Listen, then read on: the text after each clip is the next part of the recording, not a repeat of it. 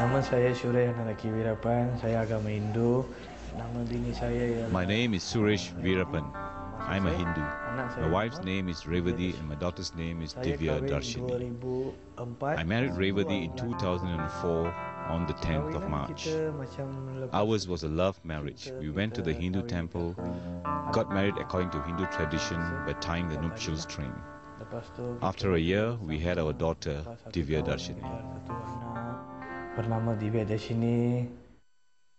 Their happiness was short-lived. Trouble started as soon as they tried to get a birth certificate for Divya.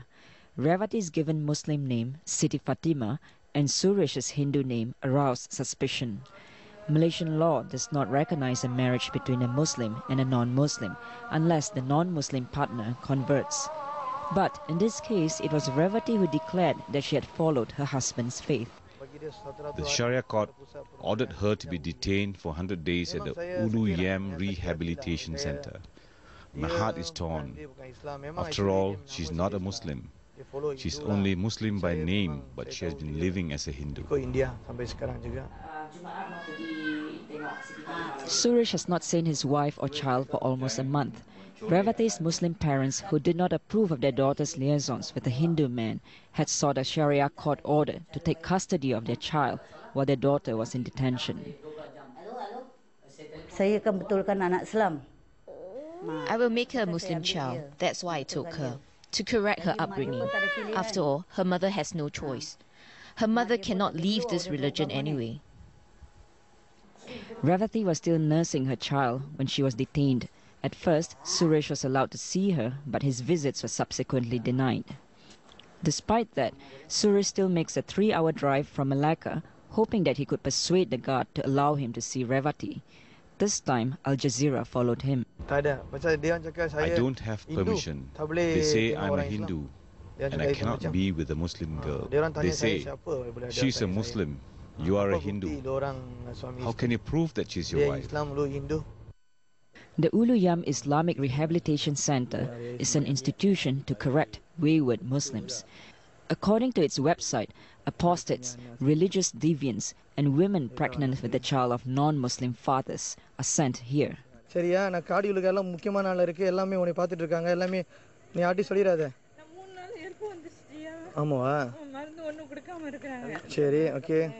Help vandichu thirumaiya. Seri. Seri. Kaadi ulaga haalla irukku nee avana kaadi adella paatittu irukanga. Ella na paper ellame potten. எல்லாம் கலப்பா நான் வெட்டி நான் நம்மளுக்கு தான் இதெல்லாம் எடுக்கிறாங்க நல்லா பார்த்துக்கிறேன் வாழ்க்கையே பிரிச்சுட்டாங்க சந்தோஷம் அம்மாவுக்கு சரி அது பண்ண போகிறேன் பிள்ளை எடுத்தா நான் எடுத்தா கூட நீ விட்டுருணும் சரி மகசியா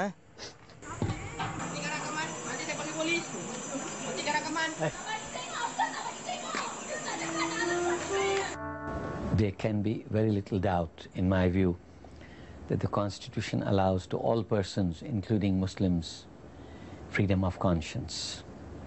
The Constitution is quite clear in Article 11, Clause 1. Every person has the right to profess and practice his religion. Arresting people for their religious beliefs, besides being a violation of Article 11, freedom of religion, would be a violation of their personal liberty. Dr. Shad Faruqi is a constitutional lawyer whose views have struck resonance with the growing movement called Article 11.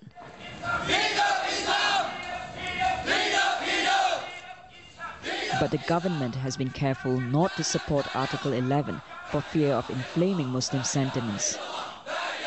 Religious advisor Ulama Harusani Zakaria defends the laws on apostasy.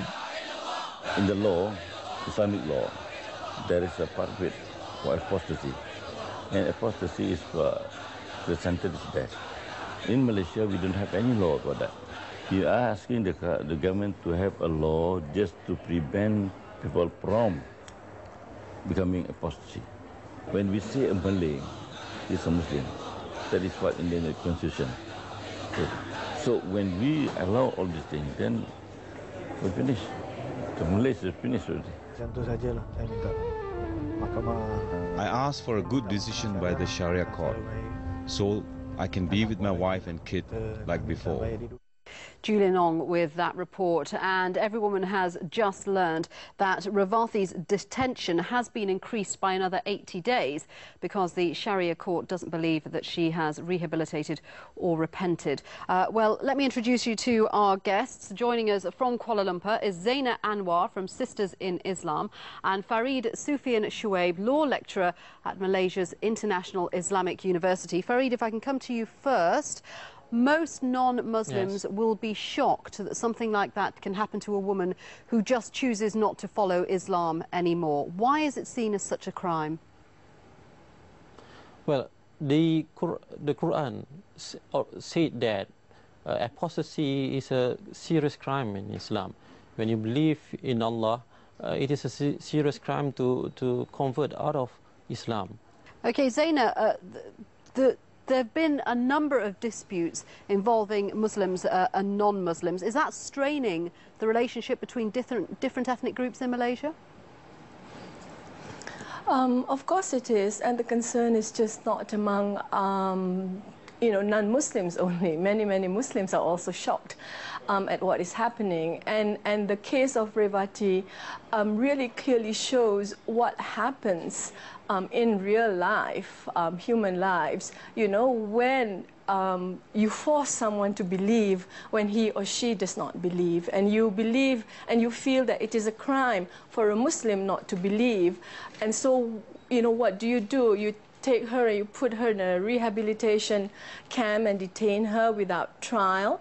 You deprive her of her liberty, you deprive her of her child, you deprive her of her husband, you deprive her of her right to a family. Farid, what about the assertion that the Constitution of Malaysia enshrines the right of freedom of religion? This seems to go against the Constitution. You cannot look at the provision for freedom of religion in isolation. If you look the Constitution as a whole, you'll come to a conclusion that the Constitution allows for Muslims to regulate themselves. You're obviously a legal expert, but there does seem to be a conflict in Malaysia between the Sharia system for Muslims and the civil system for non-Muslims. You've got two separate systems running at the same time. Yes, that's correct. Because of the Federal Constitution allows that to be so. You have to consider the history of Malaysia, where Islam has been applied in Malaysia before the coming of the colonial powers, the British and so on. So the Constitution recognized the existence, the administration of Islamic law. Zaina, what do you want to say? The Constitution is a very finely crafted document to serve the interests, the competing interests of different ethnic groups and religious groups in the country. And so the Constitution recognizes that, the Constitution recognizes that the rights that Islam, the Sharia courts can prevail only on those who profess the religion of Islam. Let me put that to Farid. Farid, what do you make of that argument? I think first we need to set the record straight regarding the case in our discussion. The facts are contentious. Is it true that Revathi had been brought up as a non-Muslim? I think the sources that close to the case seem to say otherwise, that she was brought up Muslim. So I leave it at that, because it is contentious. What do you think will be the outcome of the case for Revathi and Suresh? Right. Okay. What I'm saying now is that we have a person who on the face of it is a Muslim.